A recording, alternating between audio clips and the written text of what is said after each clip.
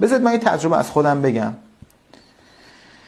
من وقتی که برای اولین بار فهمیدم، این نکته رو فهمیدم که افکار من داره اتفاقات من رو رقم میزنه، من دیگه تموم شد. یعنی من شروع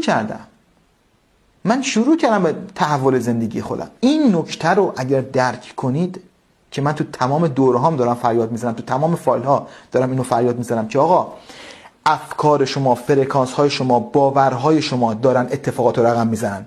حالا اگر میخوای اتفاقات اونجوری که میخوای رقم بزنی، بیا روش کار کنیم، بیا رو افکارت کار کنیم، بیا رو باورات کار کنیم. این کل کاری که داره دورهای من و فایل های من داره انجام میده.